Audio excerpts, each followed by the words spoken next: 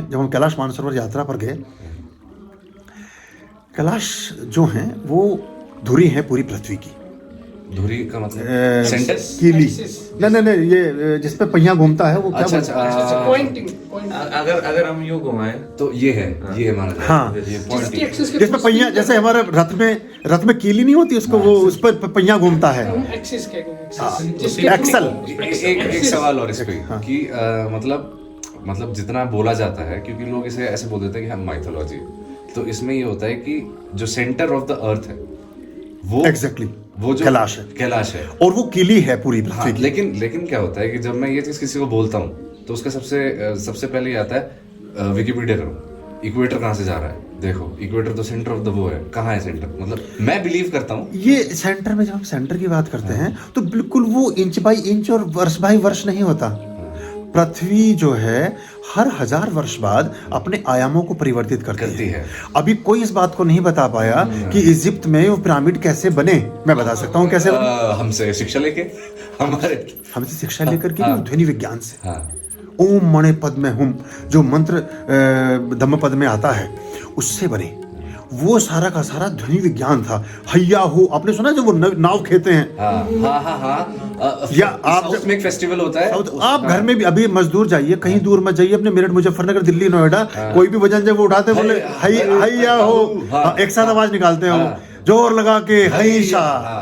वो हईशा क्या है? वो पूरी की पूरी शक्ति का प्राणायाम के द्वारा एक पर्टिकुलर अंग में संग्रहीभूत कर लेना है और उस समय उसको उठा लेना है, तो वो उसको कर लेना है। दूसरी बात, सिर्फ इतना ही नहीं, वो बड़े बड़े पत्थर वहां तक कैसे पहुंचे जब कोई वाहन नहीं था, गाड़ी नहीं थी, नहीं था। पत्थर का जो कटाव है, जो वेस्ट मटेरियल है, वो किसी को पता है? उस टाइम तो गाड़ी मैं मुझे पता है, मैं बता सकता हूँ आपको। कोई नहीं, देखिए अब ये वो नदी, वहां नदी बहती थी। इजिप्ट में नदियां बहती थी, इजिप्ट में नदी थी और इसीलिए वहां रेत है। रेत नदी के बिना कभी नहीं हो सकता। जैसलमेर में नदियां बहती थी। हर 10,000 वर्ष के बाद, हर 5,000 वर्ष के बाद जब पृथ्वी अपनी कीली पर 1 या आधा इंच इधर उधर होती है तो जो जल है वह थल हो जाता है, जो थल है वह जल हो जाता है। और नदियां भी शिफ्ट होती रहती हैं। हाँ, आप एक थाली लीजिए, उस थाली में पानी भरिए और थोड़ा उसका, अभी वाटर लेवल आपने चेक किया ना कैमरे का, अभी अगर मैं जरा सा इसको तिरछा कर दूं तो वाटर लेवल कहीं और हो जाएगा। तो ये हर 1000 वर्ष के बाद, हर 1000 वर्ष के बाद, do you understand my point और नॉट? अभी गंगा शिफ्ट हुई है वहां पर, हर 1000 वर्ष के बाद ये होता है, कई 1000 वर्ष के बाद ही होता है। इसकी अवधि एग्जैक्ट हम नहीं बता सकते, क्योंकि जिस अवधि की बात आप कर रहे हैं वो अवधि तो आपकी कालगणना है, हमारी कालगणना बिल्कुल डिफरेंट है। मतलब हमारा कैलेंडर भी अलग है, ऐसा कुछ। एग्जैक्टली। जो प्रजापति ऋषि की सबसे बड़ी पुत्री है रोहिणी, वो रोहिणी को ये कहा गया उनके योग्य कोई वर नहीं मिल सकेगा। 60 फीट की थी वो, उनकी हाइट 60 फीट की थी। तो उनके वर को खोजने के लिए ब्रह्मलोक में जाया गया, ब्रह्मा के पास। उनसे कहा जाकर के रोहिणी ने कि तुमने मुझे ऐसा क्यों बनाया कि मेरे लायक कोई वर ही नहीं है दुनिया में, तो मैं फिर किसका वर्ण करूंगी? फिर चंद्रमा के साथ उनका एक संबंध बनता है। और वो कैसे, जब वो लौट कर आई तो पृथ्वी पर 6 लाख वर्ष व्यतीत हो चुके थे, लेकिन उस लोक में सिर्फ 30 वर्ष व्यतीत हुए। स्पेस टाइम जो थ्योरी ऑफ स्पेस जो आप बात की है, रिलेटिविटी, जो ये आपका कि जो टाइम है वो चेंज हो जाता है as compare to acceleration. Exactly. Experiment किया था। अब छांदोग्य उपनिषद रखा हुआ है, छांदोग्य उपनिषद रखा हुआ है। छांदोग्य, अब चूंकि फिजिक्स के प्रोफेसर है तो बात करने में आपको समझ में भी आएगी वो चीज। तो वो जो छांदोग्य उपनिषद है, छांदोग्य उपनिषद में सूत्र आता है कि इस होरा में, इस नक्षत्रा में, इस घड़ी में, इस पल में यदि कोई व्यक्ति अज्ञात गमन को जाता है तो वो भस्मीभूत हो जाता है। शब्द ये है हमारे, अज्ञात गमन अंतरिक्ष गमन को जाता है। हाँ, स्पेस ट्रेवल। तो वो कल्पना चावला उसी नक्षत्रा उसी समय में गई है और भस्म बन गई उसकी। ये 10,000 साल पहले लिखा। एक चीज नासा पासा तो बच्चे हैं, मतलब आप मेरी बात को सोच के, बच्चे भी नहीं है अभी ठीक से। हाँ, जैसे हम एवरेस्ट पे तो चढ़ रहे हैं, उससे पीक है, पर हम इस पे नहीं चढ़ पाए। अलाउड नहीं है, नहीं हो सकता। नहीं, संभव नहीं है, नहीं चढ़ ही नहीं सकते हैं। वो भगवान का सर है। नहीं, वो शिव जी ने कहा है कि वो आत्मा ही जा सकती है। सारी चीजें आपके कंट्रोल में थोड़ी है, आदमी के कंट्रोल में थोड़ी है। सिर्फ आदमी नहीं, आपका यंत्र भी। रूस ने कहा 1973 में कि हम तो सिर्फ पदार्थ को मानते हैं, परमात्मा को मानते ही नहीं। उसके ऊपर से गुजरने वही पड़ा हुआ है और नीचे पट्टी वही पड़ा हुआ है, मैं देख के आया उसको, मेरे पास फोटोग्राफ से नहीं, वही नीचे गिरा पड़ा है और उसमें लिख रखा नहीं है परमात्मा। तीन आदमी भी नहीं है, मतलब 3 आदमी थे वो भी गए ना, और साइंटिस्ट थे बड़े। अब मेरे ख्याल से होंगे कैलाश पे टॉप पे। 12 ट्रायंगल पे बता दे कोई वैज्ञानिक, मैं बता देता हूँ क्या है वो। कोई दुनिया का साइंटिस्ट नहीं बता पाया आज तक। अभी आपके हवाई जहाज इतने सारे गुम हो जाते हैं, पता लगाओ ना, नासा पासा कहाँ चले गए सारे। अमेरिका कहता है कि चीन अगर अपने आयुध शस्त्र में, जहां उनकी आर्मी की वो रखते हैं स्टोरेज, अगर कोई मिसाइल बनाता है तो हमें पता चल जाता है, बनाते समय पता चल जाता है वो बना रहा है। तो इतना बड़ा हवाई जहाज आपका गायब हो गया, आज तक पता लगा। 3 साल पहले मलेशिया का विमान गायब हुआ था, वो कहाँ पड़ा मैं बता सकता हूँ, खोजने वाला खोज लो, सारा काम तो मैं कर नहीं सकता क्योंकि मेरे पास साधन भी नहीं है। मैं तो बस बता सकता हूँ, मैं ग्लिम्पसेस दे सकता हूँ आपको, हमारे ऋषियों ने और क्या किया, ग्लिम्पसेस होती है। ठीक बात है। 12 ट्रायंगल में क्या हुआ, जब महाभारत में जो ऋषि द्रोण थे उनके पुत्र थे अश्वत्थामा। अश्वत्थामा को अजर अमर का वरदान है, बहुत से जैसे हनुमान जी को है, वो कभी मरते नहीं, चिरंजीवी है। हाँ, उनके जो तीसरा नेत्र है वो चूंकि मणि भगवान कृष्ण ने ले ली थी, तो वो आज भी हस्तिनापुर के जंगलों में रोते हुए घूमते हैं। और जो हस्तिनापुर के जंगल में मेरठ चूंकि वो एक क्षेत्र रहा है, वहां रात को उनकी चीत्कार की, करुण क्रंदन की और मंत्रों की आवाजें लोगों को जंगल में आज भी सुनाई देती हैं। जो अभी भी जो लोग वहाँ रहते हैं, उन्होंने बहुत बार अश्वत्थामा को रोते हुए सुना है और उसकी आकृतियाँ, वो चीज़ें देखी हैं। एक प्रकाश की किरण है जो 40-50 फीट की है, वो घूमती रहती है जंगलों में, वो अश्वत्थामा है, वो कोई मरा नहीं। अब अश्वत्थामा ने क्या किया कि रथ ऐसा बनाया, अभी तो ग्रेविटी की फोर्स की बात कर रहे थे ना आप, अभी एग्जिस्टेंस के रिमूवल की बात कर रहा हूँ मैं, बहुत बड़ी बात है वो। एग्जिस्टेंस के आप बैठे हैं और मैं आपको गायब कर दूं, बॉडी में पांचों एलिमेंट आपके फ्री खत्म हो गए, आप गाड़ी में विलीन हो गए। डिसइंटीग्रेट। जो आपके अंदर जो पदार्थ था, वो पदार्थ चेतना से आया। एक मैंने बहुत सारी चैतन्य चीजों को ग्रहण किया, मैंने फल खाए, मैंने अनाज खाया, मैंने सूर्य की धूप, सब चीजें सूर्य की धूप है ये सारी चीजें। अभी इसकी भी इन्वेंशन नहीं हुई है कि सूर्य की धूप से ही सब कुछ बना है। हम और आप सूर्य की धूप है, जितने फल है मानते हैं, जितने फल हैं सब सूर्य है, सब सूरज की धूप है, जितनी वनस्पति है सब सूरज की धूप है, पानी है सब सूरज की धूप है। एग्जैक्टली वही खाते हैं हम। अच्छा, वो हमने खाया, उस सब के परिमार्जन के बाद, परिष्करण के बाद हमने रक्त बना, रक्त के बाद मेद बनी, मेद के बाद मज्जा बनी, मांस बना, फिर वीर्य बना, फिर अस्थि बनी, फिर वीर्य के रज के साथ मिलन के साथ जीवन का जन्म हुआ। तो सूक्ष्म अंशों में ये पूरा जो पंच तत्व है, यही एक तरह का ट्रांसफॉर्मिंग वे जो है वो वीर्य है। एक स्त्री जब किसी बच्चे को कंसीव करती है तो एक सुई की नोक का 1,00,000वां हिस्सा होता है सिर्फ वो। जब एक पुरुष और स्त्री संसर्ग से गुजरते हैं तो 10 करोड़ सेल निष्कासित होते हैं, 10 करोड़ बच्चे एक टाइम में पैदा हो सकते हैं, लेकिन एक ही जा पाता है। एक मैराथन दौड़ चलती है, वो जीतता है। उस एक अणु में जो सूक्ष्म अणु है, उस अणु में जब वो अणु परिमार्जित होता जाता है तो परिष्कृत होने के बाद, प्यूरिफिकेशन के बाद, एक अंग आंख बनता है। परिमार्जित होने के बाद एक अंग कान बनता है। परिमार्जित होने के बाद एक अंग हृदय बनता है। परिमार्जित होते होते एक अंग बाल, अंश तो एक ही था, बीज तो एक ही था। तो ये जो विज्ञान की जो कीमिया है, ये एक बिंदु है सारा का सारा। और जो हम देखिए इलेक्ट्रिक, अभी इलेक्ट्रॉन को क्यों नहीं आज तक डिफाइन कर सके, कर नहीं सकते हैं। ये न्यूट्रॉन और प्रोटॉन को तो डिफाइन कर दिया है, इलेक्ट्रॉन इनविजिबल चार्ज है, हाँ, नेगेटिव चार्ज है, नहीं ड्यूअल नेचर बिहेव कर रहा है। एग्जैक्ट, नहीं ड्यूअल भी नहीं कहते, वो कहते हैं इनप्रेडिक्टेबल, इसके बारे में कह नहीं सकते। क्वांटम एक्सपेरिमेंट किया था, यंग्स डबल स्लिट एक्सपेरिमेंट, उसमें ये देखा गया कि जब ऑब्जर्वर देख रहा है तो पार्टिकल नेचर बिहेव कर रहा है, ऑब्जर्वर जब हट गया तो वेव नेचर, आप दोनों नेचर बिहेव कर रहे हैं। ये सब ये अब आप यहाँ, ये भक्ति है, ये भक्ति और शक्ति है। भक्त जो भक्ति जैसे देख रहा था, जैसी दृष्टि वैसी सृष्टि, ये कंसेप्ट है वहाँ। तो इलेक्ट्रॉन ही ईश्वरीय तत्व है एक्चुअली। इसके बारे में अब तक समझ नहीं पाए हैं, ये कंफ्यूज। जो ट्रिनिटी का सिद्धांत है, ब्रह्म विष्णु महेश, काली, सरस्वती और लक्ष्मी, ये तीन का सिद्धांत सारा का सारा है। 369, हाँ, वो सारा का सारा कंसेप्ट उसी का है। तो ये हमारे यहाँ बहुत ये भरा पड़ा है। मैं इसको आपको 1000 उदाहरण ऐसे दे सकता हूँ, और अभी भी 1000 चीजें और बता रहा हूँ। लोन भी कर लो, उसे छोड़ो, जो हो गया 100 ही ले लो, जो हो गया उस पे कर लो। अभी हमारे यहाँ जो कल्प साधना है, कल्प साधना में कोई भी व्यक्ति इच्छा मृत्यु का वरदान पा सकता है। आप अपनी उम्र डिसाइड कर सकते हैं, अपनी उम्र, जैसे भीष्म पितामह ने की। मृत्यु को बोला तो रुक जा, जब मैं चाहूंगा तब तो आएगी, तेरी मर्जी से नहीं जाऊंगा। और वो छठी पीढ़ी भी आ गई उनकी, तब भी बुड्ढा में लेटा हुआ है। और वो बाद में जब उनको बिल्कुल बाण मारा तब उन्होंने कहा भैया चले जाओ यार, तब वो जाकर के वो तब भी हाँ जब वो दिशा परिवर्तन हो गया, वो भी मुहूर्त और नक्षत्र की बात कर रहे हैं, मुहूर्त की बात कर रहे हैं, सकरात की रेवड़ी खा के। हाँ, जबकि आप देखें कि आप देखें कि ये जो अभी पिछले वाली एकादशी गई है हमारी मोक्षदा एकादशी से वो महाभारत शुरू, यानी 1.5-2 महीने बेचारे प्रतीक्षा करते रहे, 2.5 महीने प्रतीक्षा। महाभारत का रण तो 18 दिन में समाप्त हो गया।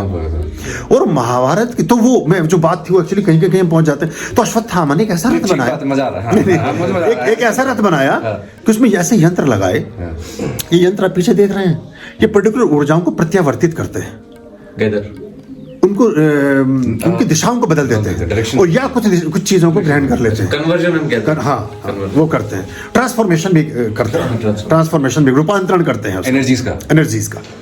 तो वो क्या किया, उसने ऐसा रथ बनाया, उसमें जो यंत्र लगाया उसके सम्मुख जो भी आता था विलुप्त हो जाता था, इनविजिबल, खत्म हो जाता था।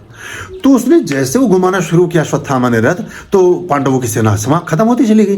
तो भाग करके युधिष्ठिर उनके पास पहुंचते हैं, कृष्ण जी के, बोले जी प्लीज धनी क्या ले आया, प्लीज वो ये धनी क्या चीज ले आया, ना लड़ाई हो रही है ना कुछ हो रहा है, एक शीशा सा है, ऐसे दिखाता है और आदमी गायब, उस पर से रोशनी पड़ रही है और सामान गायब। तो उन्होंने कहा कि इसमें तो फिर ऐसी शक्ति चाहिए, अगर मैं भी पहुंचा तो। देखिए कृष्ण भी नीति शतक के उपदेष्टा है,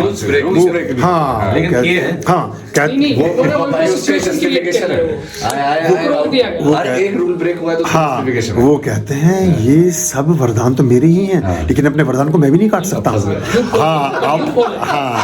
आप एक काम करते हैं, एक ऐसा भी हमारे पास व्यक्ति है जो मायावी है, क्योंकि हिडिंबा जो थी, हिडिंबा मायावी थी।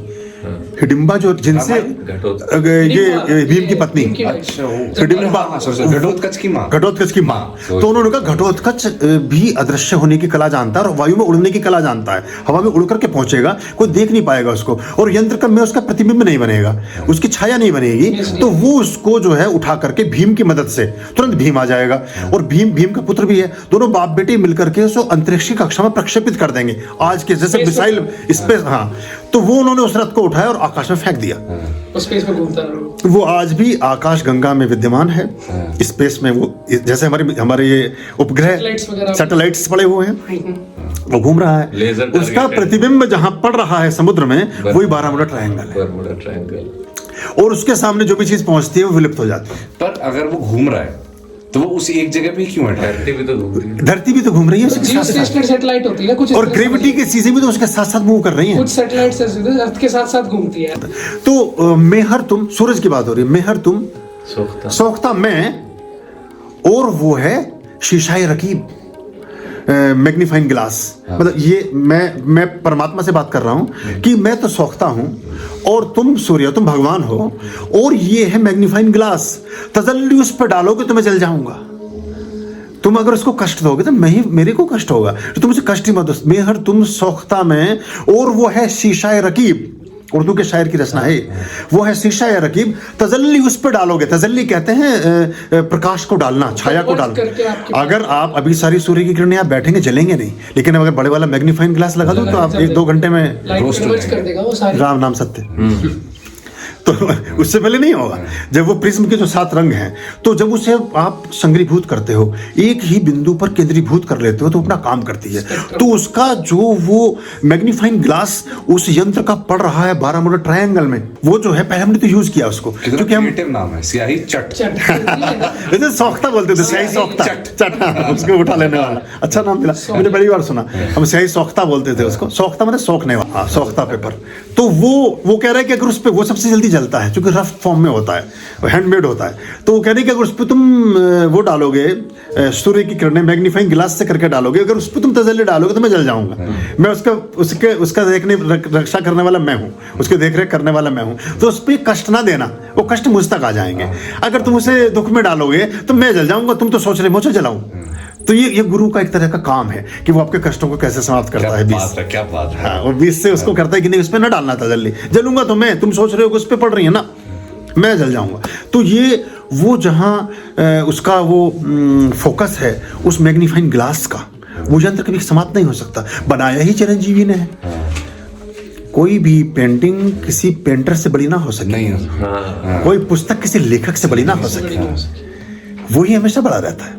अभी एक किताब किसी ने लिखी 100 किताबें लिख सकता है। अभी तो एक ही तो लोटा जल भरा गंगा है और बाल्टी है। पुस्तक गंगा का ही पानी जरूर ना, हाँ, पर वो एक सीमा है उसकी। तो वो जो बारमूडा ट्रायंगल है, बहुत लोग वहां पहुंचे, ऐसे साइंटिस्ट आए जो विदेशों से आए, और उन्होंने कहा हम सिर्फ एक अक्षर लिखेंगे, बस उसको तुरंत फोन पर आप कवर कर लेना। और उन्होंने पी बोला तब तक ले भाई या टी बोला, हाँ बस खत्म, 1 सेकंड फिनिश। पलक झपकना भी उसका 100वां हिस्सा, पलक झपकने के ऊपर से अश्वत्थामा सेज है। तो अब आप कर लो, वहां है, निकाल नहीं सकते आप उसको। तो ये दिल पर ये मुझे एक वर्ल्ड कॉन्फ्रेंस थी जोहान्सबर्ग में 2012 में, एक लेडी मिली, वो रशिया की थी। तो उन्होंने एक नई चीज मुझसे कही। वो कहती है कि जो भी आर्यन हैं और जो पूरा सिविलाइजेशन है और जो वेदास वगैरह हैं, ये सब यूरोप से ही आ गए। जब हम एटलीस्ट उन्हें आर्यंस पता है, हाँ, बस उसने कहा कि इसी बात के फुल मार्क्स। तो मैंने कहा संस्कृत, बोले वो संस्कृत भी तो उन्हीं की भाषा थी। अच्छा, यूरोपियंस की? हाँ, मतलब कि भाई वो संस्कृत भी वही बोलते थे और वो इन किताबों को वहां ले गए। आप लोगों ने पढ़ी तो आप कह रहे हैं कि वो हमारे हैं। चलिए, मुझे ये पता लग गया कि आपका स्वभाव सहज है बहुत ज्यादा। हाँ, तो इनके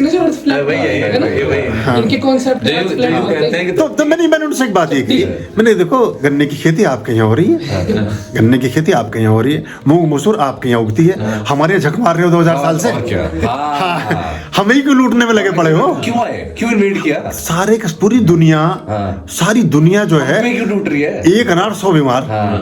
कुछ बात है कि हस्ती मिटती नहीं है हमारी, सदियों रहा है दुश्मन दौरे समा हमारा। कोई दुनिया में ऐसा है जिसने हमें छोड़ा हो? अंधा, काना, लंगड़ा, लूला, सब आगे यूं करते हुए। हाँ, तो कोई, क्योंकि हम ही थे जिसके पास कुछ है उसी को लूट सकोगे।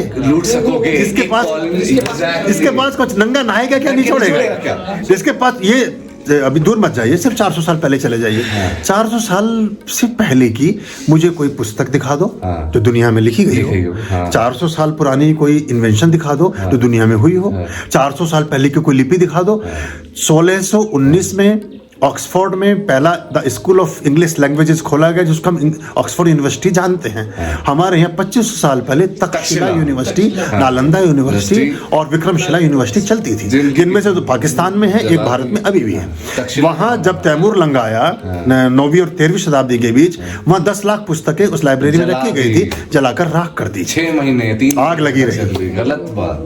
उनमें से कुछ पुस्तकें जो बौद्ध भिक्षु कपड़ों में छिपाकर भाग गए कि हमारी जान बख्श दो, जान बख्श दो, उन्हें लगाए तो आदमी है, जाने दो, वो उनके कपड़ों में छिपकर जो तिब्बत, जापान और सारी जगह पहुंची, वो लाइट ऑफ फिश जिसको हम बोलते हैं, वो सारा का सारा ज्ञान वापस लौटकर फिर हम तक आया। इस पे चाइना सारा का सारा काम और सारी चीजें कर रहा है। जैविक युद्ध की बात हम बार बार करते हैं, जैविक युद्ध का परिष्कार ही हमारे यहाँ से हुआ। जो भ्रामरी देवी हैं, उन्होंने सबसे पहले इसको शुरू किया और सुदर्शन कवच में इसका बड़ा विशिष्ट उल्लेख है कि हम कैसे करते थे लड़ाइयों में। बहुत बार जब हम अस्त्र शस्त्र का प्रयोग नहीं करते थे तो एक मंत्र मारते थे, एक छोटा सा बीज फोड़ते थे, उसमें से 1 लाख मधुमक्खियां निकल करके आदमी को जाके चिपट जाती थी।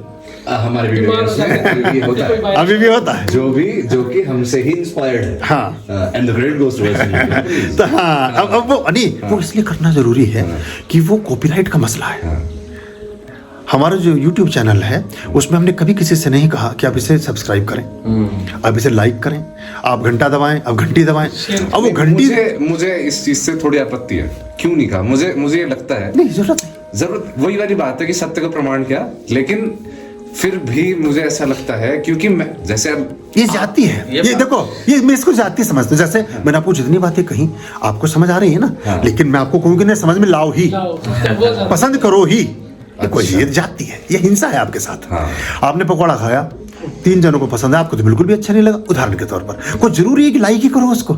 जरूरी नहीं। आपको नहीं जी मैं तो बेसन का नहीं खाता, मैं तो आटे वाला ज्यादा बढ़िया लगता था मुझे, या मैं तो मूंग की दाल वाले में ज्यादा मजा था। ये ठीक है, तो ये जाती है, ये हिंसा मानता हूँ इसको। एक अब अभी भी 26,000 लोग उसमें जुड़े हुए हैं, अभी भी 2.5 लाख मेरे ब्लॉग को पढ़ने वाले हैं, अभी भी 90,000 लोग इंस्टाग्राम पे फॉलोअर हैं। तो कुछ करने की जरूरत नहीं है। ठीक बात है।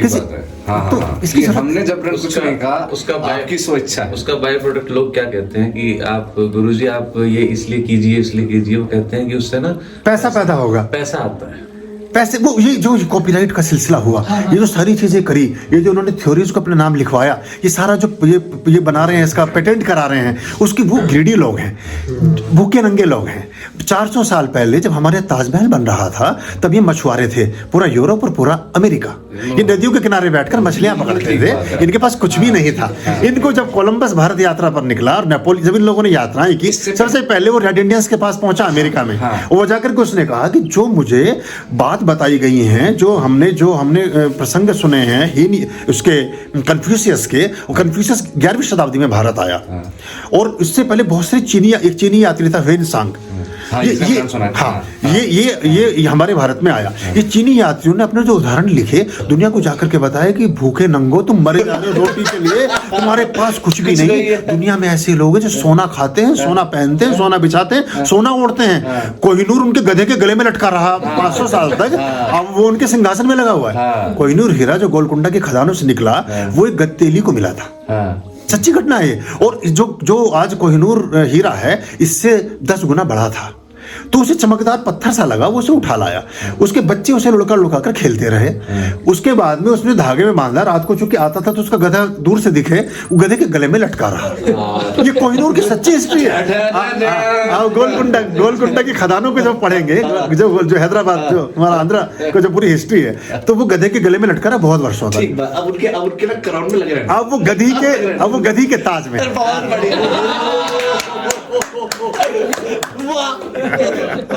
है ना, वो गधे के ताज में। तो वो लगना तो गधे की, मतलब वो वही। दूसरी बात, वो अभिशप्त हीरा है, वो ऐसा हीरा है जो अभिशप्त है, जिसके बाद जाएगा बर्बाद। 2025 के बाद लंदन के हाथ में कटोरा आ जाना है, आना शुरू हो गया। Recession and all economic tragedies, हां ठीक है, वो भी उनकी 30 तक जाते हैं। अब भारत सबको क्रॉस कर जाएगा। तो वो जहां भी रहा, वो युधिष्ठिर ने लगाया अपने उसमें, युधिष्ठिर का वो पूरा इंद्रप्रस्थ स्टेट डूब गया। युधिष्ठिर ने अपने सिंहासन में लगाया था, तो वो फिर महाभारत, मतलब जब वो पूरा का पूरा राजपाट हुआ और फिर द्रुत कीड़ा हुई, 14 साल वनवास जाना पड़ा शायद, और वो महाराजा आफ्टर मौत में उनके साथ कुछ, हाँ, महाराजा रणजीत सिंह के उसमें लगा रहा। तो महाराजा रणजीत सिंह सबसे लास्ट में, महाराजा रणजीत सिंह को धोखा दे करके ये जो विक्टोरिया, ये जो रानी है एलिजाबेथ, ये उसको ले गई लंदन कि हम बच्चे की परवरिश करेंगे, बच्चे को पढ़ाएंगे लंदन में। तो पढ़ाएंगे तो उसके स्वामित्व में जितनी चीजें वो भी ले जाते हैं, या सुरक्षित नहीं रहेंगी, और लोग आकर के हमला करते रहते हैं। तो हीरा भी है, इसे लॉकर में रख देते हैं। ऐसा करके एक एग्रीमेंट बनवाया, और एग्रीमेंट लिख लिया इंग्लिश में और उसमें फ्रेंच में, जो कोई पढ़ ना सका, उसमें लिखवा दिया गिफ्ट डीड, कि हमें गिफ्ट किया जा रहा है। बताया ये क्या कि बच्चे का सामान भी साथ दे दो जब बच्चे को पढ़ाने के लिए ले जा रहे हैं। तो महाराजा रणजीत सिंह के साथ ये बात हुई। तो उससे पहले तख्ते ताउस में रहा मुगलों के, तो उनका पूरा मुगल एम्पायर डूब गया। तो वो जहां रहेगा वो अभिशप्त, अब वो अभिशप्त हीरा है, तो वो चल नहीं पाएगा, उस तरह से होगा नहीं। तो अच्छी बात है, हाँ, हमें कोई इसमें और जैसे चाहिए और ले लो, हाँ, जैसे डूब, हमें कोई फर्क नहीं इससे पड़ना है। और हमारे पास अभी भी ऐसे हिडन, अभी पन्ना हमने काम ही नहीं किया, एक्चुअली हमारे यहाँ काम ही नहीं हुआ है। हमारे यहाँ इतना अपार संपदा है खनिज की, जिस पर हम अभी तक काम ही नहीं कर सके हैं। अगर आप पन्ना जाएंगे ना, पन्ना नाम भी पन्ना है उसका, एमपी में, मध्य प्रदेश में, वहाँ ऐसे ऐसे स्टोन्स हैं, एमेथिस्ट की पूरी रॉक है, पूरी हजार फीट की, वो अरबों खरबों रुपए की संपत्ति है। हमारे दिमाग कमर्शियलाइजेशन में कभी चला ही नहीं एक्चुअली। ये हमारी बेसिक, जैसे अब तो आपने मुझसे गई, मेरा भी नहीं चल रहा है, मेरा भी नहीं चल रहा है, तो अब ये चल नहीं सकता, क्योंकि इन्वेंटर का बाप कमर्शियल नहीं हो सकता। यही बात, बाप अगर बेटे में वो इन्वेस्टर हो सकता है। ठीक बात। वेस्टेज जो शब्द आया है, वेस्टेज, वो आया वेस्ट से, क्योंकि वेस्टेज है ना।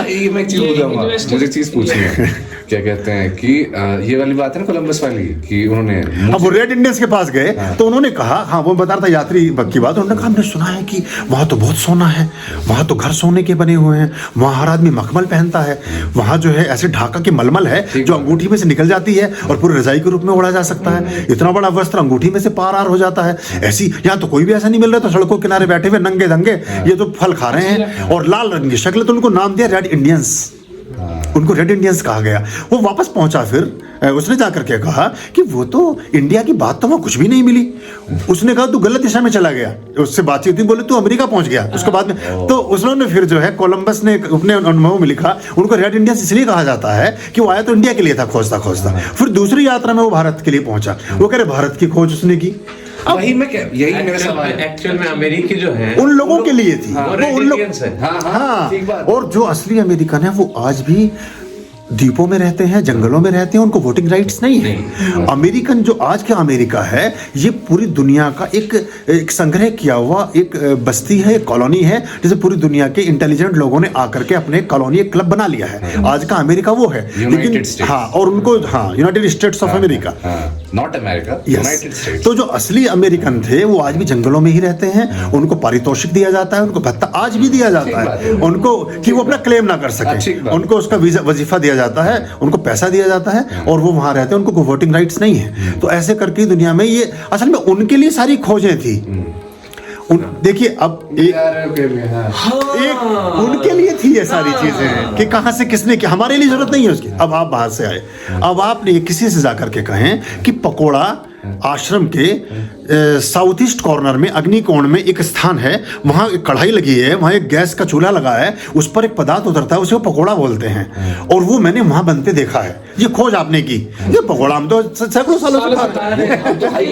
ये आपकी प्रॉब्लम है कि आपने वो चीज पहले कभी नहीं खाई और आप उसकी आविष्कार बता रहे हैं दुनिया को कि मैंने ये चीज पहली बार खाई, तो ये आपकी प्रॉब्लम है। पश्चिम की प्रॉब्लम है कि आपको इसका आविष्कार इसने किया और उसका आविष्कार इसने किया और उसका इसने किया, और चूंकि उसकी एवज में वो आपसे कुछ प्राप्ति चाहते हैं, पैसे को कन्वर्ट कर लेना चाहते हैं। पैसा वही चाहेगा जिसके पास ना हो। हमारा दुनिया भर का हम तो आपने राजा को भीख मांगते नहीं देखा होगा, कभी नहीं, भिखारी ही भीख मांगेगा।